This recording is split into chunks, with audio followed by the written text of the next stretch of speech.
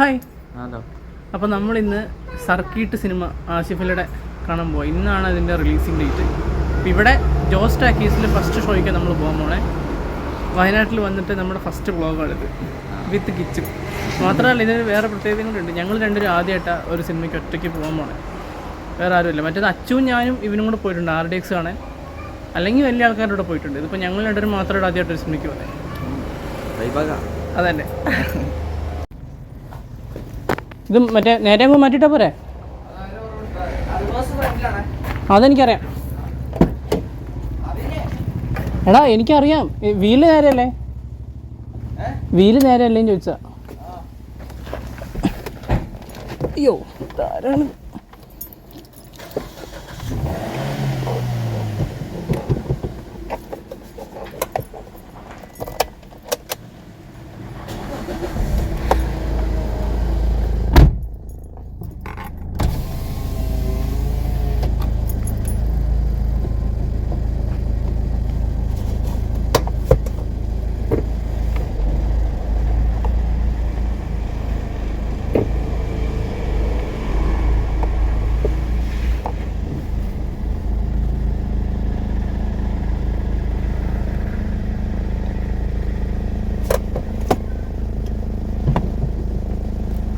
ഇറ്റിയോസിൻ്റെയൊക്കെ reverse gear എന്ന് പറയുന്നത് ഫ്രണ്ടിലോട്ട്, അതായത് ഇവിടെ ഇതുണ്ടോ, ഇവിടെ ഇങ്ങനെയൊരു സംഭവം ഉണ്ട്, ഇതുണ്ടോ, ഇതിങ്ങനെ വലിച്ചിട്ട് ഇങ്ങനെ ഇട്ടാലേ അത് റിവേഴ്സ് ഗിയർ വീഴുള്ളൂ.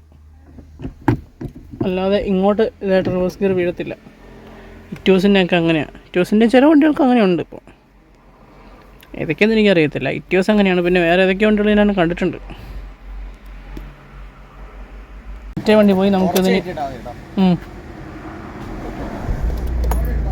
ക്ലച്ച് ചവിട്ടി ഹാൻഡ് ബ്രേക്ക് റിലീസ് ചെയ്തു. പൊട്ടൈൻ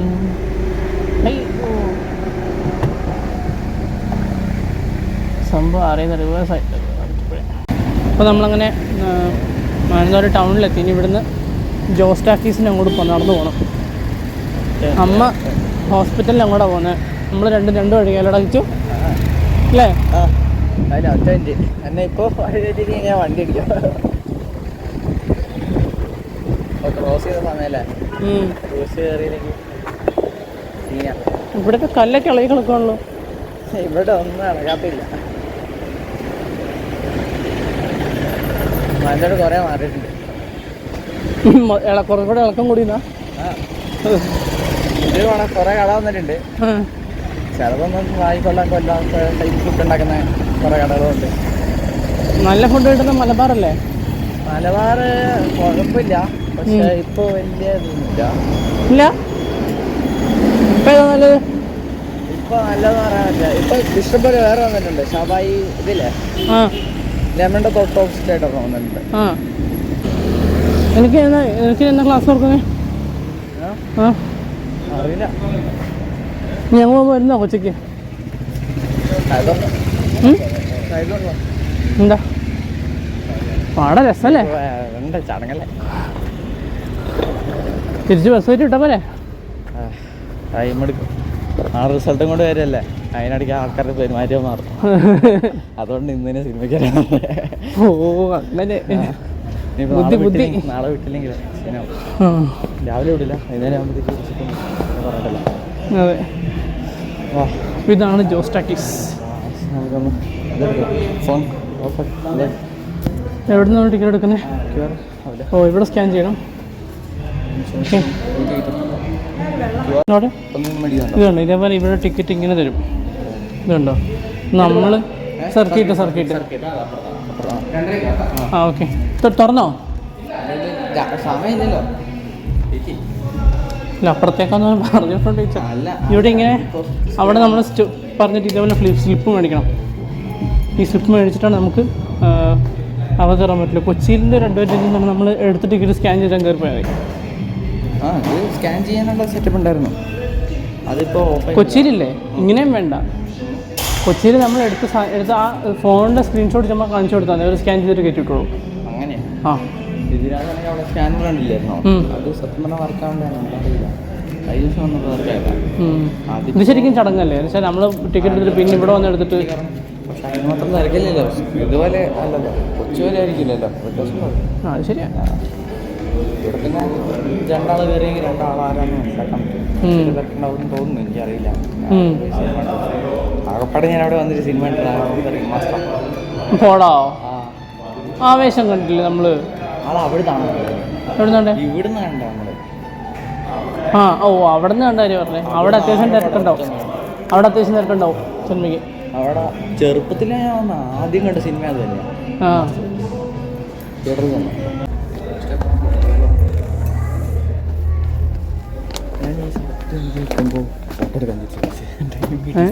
ചക്കിട്ട് എഴുതിയപ്പോൾ സാരില്ല, നമുക്ക് വേറെ പോസ്റ്റർ എടുക്കാം. ഗൂഗിളല്ലേ ഉള്ള പേര്. സൃഷ്ടികളിൽ ഏറ്റവും പവിത്രമായ ഒന്ന്, ആ പവിത്രതയ്ക്ക് നിറം കൂട്ടുന്ന ഒന്നാണ് അവരുടെ ആത്മവിശ്വാസം. ആത്മാഭിമാനം അവരുടെ കവചമാണ്, അവരെ പോലെ അതുല്യമാണ്. സ്ത്രീകൾ അവരുടെ അസ്തിത്വത്തിന്റെ സാരാംശം പ്രതിഫലിപ്പിക്കുന്ന പവിത്രമായ കാലാതീതമായ ആഭരണങ്ങളാണ് ഉള്ളിലെ ആത്മവിശ്വാസത്തെ പിന്താങ്ങുന്നത്. ഞങ്ങൾ സിനിമ കഴിഞ്ഞിറങ്ങി ഇവിടെ വന്നപ്പോൾ ബസ് സ്റ്റോപ്പിൽ നല്ല തിരക്കാണ്. ഓട്ടോറിക്ഷയ്ക്ക് പോകാമെന്ന് വിചാരിച്ചു. ഓടി പോടാ, അയാളെന്ത് എന്ത് പണിയോടോ കാണിച്ചേ. വിളി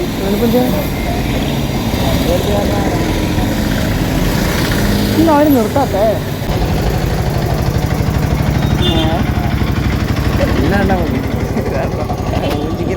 എന്തുവാടാ ഇത്? ഇത് എന്ത് നാടാടാ? സത്യമായിട്ടും വയനാട് ഭയങ്കര ഡിസ്കസ്റ്റിംഗ് കേട്ടോ. ആ ഞങ്ങളുടെ കൊച്ചിക്കാരൊക്കെ എന്ത് ലഹരി വിരുദ്ധം. ഞങ്ങളുടെ കൊച്ചിക്കാർക്ക് മാനേഴ്സ് ഉണ്ട്. ഇത് കൈ കാണിച്ചാൽ നിർത്തിയിട്ട് തിരിഞ്ഞു പോവുക, പറ്റിക്കുക. ഇത് നമ്മുടെ കൊച്ചി നടക്കൂല കേട്ടോ. ഇങ്ങനെ ഫോണൊക്കെ വെച്ചോണ്ടിങ്ങനെ നമ്മളൊക്കെ പിടിക്കോ? ഇന്നത്തെ ഇവന്റ് എന്താണ്? ടുഡേ എന്താണ് ടുഡേ ആണോ? ഡെയിലി വ്ളോഗാ. ഞങ്ങൾ സിനിമയ്ക്ക് വേണ്ടി വന്നതാ. ആണോ? അത് എന്തുകൊണ്ട് വിശേഷം? സുഖമാണോ? ക്ലാസ് കഴിഞ്ഞോ? ആ ക്ലാസ് കഴിഞ്ഞു. ഞാൻ ഇന്ന് രാവിലെ വന്നേ ഉള്ളൂ. ഞാൻ വണ്ടി അവിടെ കൊടുക്കാൻ പറ്റും. വണ്ടി കംപ്ലൈൻ്റ് ആയോ? ബാലൻസ് ചെയ്യണം. ആ വീൽ ബാലൻസിങ്. എങ്ങനെയുണ്ട് ഇപ്പം? കുഴപ്പമില്ല, ദൈവം സഹായിച്ച് അങ്ങനെ പോണു. കഴിഞ്ഞാൽ പിന്നെ അതിൻ്റെ ഒരു ഇമ്പ്രൂവ്മെന്റ് ഉണ്ടല്ലോ. ആ ഞാൻ പോയിക്കോട്ടെ. ശരി എന്നാ കാണാം. ഓക്കെ. ഇല്ല ഒന്നുണ്ട്. ആരാടാ? അച്ചു കൊടുക. മോനെ നമസ്കാരം. നിങ്ങളുടെ വയനാട് എന്ത് വൃത്തികെട്ട നാടാടാ. ഒരു ഓട്ടോറിക്ഷക്കാരനെ കൈ കാണിച്ചാൽ പോലും ഒരു ഫോൺ കാണിക്കണില്ല, ഫോൺ നിർത്തത്തില്ല. ആ എന്തോട്ടം പോണ വണ്ടി, കാലി വണ്ടി. അയ്യേ മോശം. കൊച്ചി ഭയങ്കര സംഭവമാണല്ലോ. അതല്ല, ആ ഗേറ്റ് ഉണ്ടപ്പോ ഈ ഗേറ്റ് ആണ് തെറ്റിദ്ധരിച്ചതാ. ഞാൻ ആ ഗേറ്റിന്റെ വലിപ്പം കണ്ടില്ലടോ മാഷേ. കണക്ക് മാഷേ, കണക്ക് ഭാഷം കളറാണല്ലോ പഠിപ്പിക്കുന്നത്.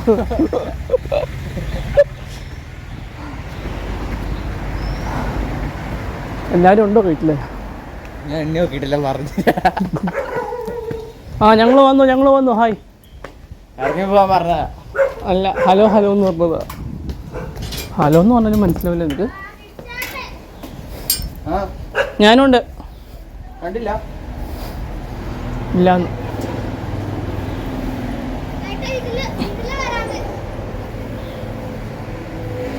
എന്താല്ലേ സ്വന്തം വീട്ടിൽ നിന്ന് ഇറക്കി വിടാൻ അതിലെ ഇതിലൂടെ കയറാൻ പാടില്ലാന്ന്.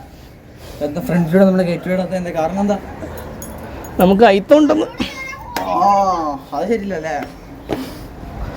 അയിത്തോണ്ട് ഈ റോഡ് അടക്കം പൊളിച്ചാൽ പൈസ എല്ലാം പൊളിച്ചാൽ അയ്യോ. ആണെങ്കിൽ ഇന്നിപ്പോ എത്ര കുട്ടിയാ?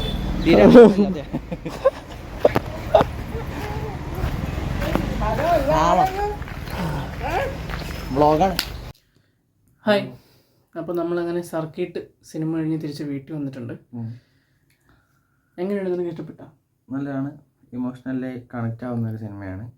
പിന്നെ ഒരു അവയർനെസ് തരുന്ന ഒരു ടൈപ്പ് സിനിമയാണ്. ഇങ്ങനെ എന്താ ADHD ബാധിച്ച ഒരു കുട്ടിയോട് എങ്ങനെ പെരുമാറണം, അവരുടെ രൂപങ്ങൾ മാറ്റങ്ങൾ, അവരുടെ സ്വഭാവം എങ്ങനെ മാറും, എല്ലാം അതിനിങ്ങനെ ഒരു ഡീറ്റെയിൽ ആയിട്ട് നമുക്ക് മനസ്സിലാക്കുന്ന ഒരു ടൈപ്പ് സിനിമയാണ്. അതെ, അത് ADHD ഉള്ള കുട്ടികളെ ഡീൽ ചെയ്യുന്ന പാരൻസിന് ശരിക്കും കണക്റ്റ് ആവും. അപ്പം നമ്മൾ പലപ്പോഴും അവരുടെ വാശിയാണ്, അല്ലെങ്കിൽ അവർ ഭയങ്കര കുരുത്തങ്കെട്ട പിള്ളേർ, അങ്ങനെ നമ്മൾ അവരെ ഭയങ്കരമായിട്ട് ബ്ലെയിം ചെയ്ത് കുറ്റപ്പെടുത്തിയൊക്കെ സംസാരിക്കും. അങ്ങനെയല്ല, അവർക്ക് ഇങ്ങനെ ഒരു കണ്ടീഷനാണ്, അതിൽ നമ്മൾ ഏത് രീതിയിൽ നമ്മൾ അവർക്കനുസരിച്ച് മാറണം എന്നുള്ളതും നമുക്ക് മനസ്സിലാക്കാൻ പറ്റും. അതനുസരിച്ച് നമുക്ക് ചെയ്യാനും പറ്റും. അവരുടെ ഹൈപ്പർ ആക്ടിവിറ്റി അവരുടെ ആ ഒരു കണ്ടീഷൻ്റെ ഇതിലാണ് എന്ന് നമുക്ക് മനസ്സിലാക്കി തരും.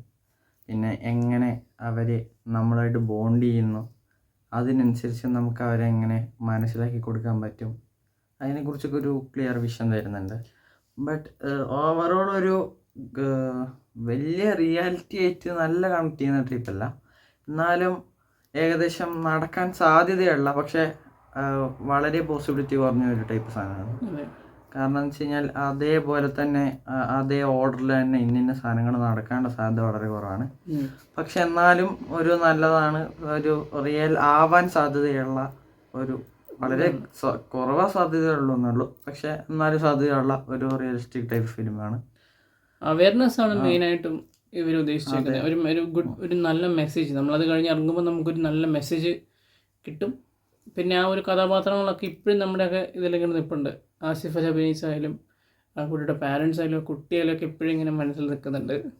പിന്നെ ഈ ദൂരത്തെ പ്രവാസികളായിട്ട് പോകുന്നവരുടെ ജീവിതത്തെ കാണിച്ച് അവർക്ക് ജോലി കിട്ടാതെ എങ്ങനെ ബുദ്ധിമുട്ടുന്നോ, അവരെ അങ്ങനെ മലയാളികളെയൊക്കെ കണ്ടിട്ട് എങ്ങനെ അവരോട് ഇങ്ങനെ കടം ചോദിച്ച് എങ്ങനെയാണെങ്കിൽ അവർ ജീവിക്കുന്നതെല്ലാം ചൂഷണം ചെയ്യപ്പെടലും എല്ലാം നല്ല വിശദീകരിച്ച് അവർ കാണിച്ചു തരുന്നുണ്ട്. എങ്ങനെ അവർ എന്തൊക്കെ ബുദ്ധിമുട്ടുകൾ നേരിടുന്നത്, എന്തൊക്കെ പണി ഏർപ്പെട്ടിട്ടാണ് അവർ കാശ് കഷ്ടപ്പെട്ട് സമ്പാദിക്കുന്നത്, എല്ലാം നല്ല ക്ലിയർ ആയിട്ട് കാണിച്ചു തരുന്നുണ്ട്. അത് ആ കാര്യത്തിൽ വരുമ്പോഴാണെങ്കിൽ അത് നല്ല ക്ലിയറും നല്ല കോൺസെപ്റ്റൊക്കെയാണ്. അടിപൊളി ഒരു നല്ലൊരു ഫീൽ ഗുഡ് സിനിമയാണ്. ഫാമിലി എൻ്റർടൈനറാണ്, ഒരു ഫാമിലി ആയിട്ട് കാണാൻ പറ്റുന്ന ഒരു ടൈപ്പ് അടിപൊളി സിനിമയാണ്. ഇഷ്ടാവും, മോസ്റ്റ് പീപ്പിളിന് ഇഷ്ടാവും. അടി തല്ല് ഇതൊക്കെ ഒന്നുമില്ല, എന്നാലും നമുക്കൊരു ഇഷ്ടം തോന്നുന്ന ഒരു ടൈപ്പ് നല്ല സിനിമയാണ്. ഒരു ഇമോഷണലി നമ്മൾ നന്നായിട്ട് കണക്ട് ചെയ്യാൻ പറ്റുന്ന ഒരു സിനിമയാണ്. അപ്പോൾ എന്തായാലും ഞങ്ങൾക്ക് രണ്ടുപേർക്കും സിനിമ ഇഷ്ടപ്പെട്ടു. നിങ്ങളാരുടെ സിനിമ കണ്ടിട്ട് താഴെ കമൻറ്റ് ചെയ്യും നിങ്ങളുടെ അഭിപ്രായം എന്താണ്. അപ്പോൾ നമുക്ക് നാളെ മറ്റൊരു വീഡിയോയിൽ കാണാം. ടാറ്റാ.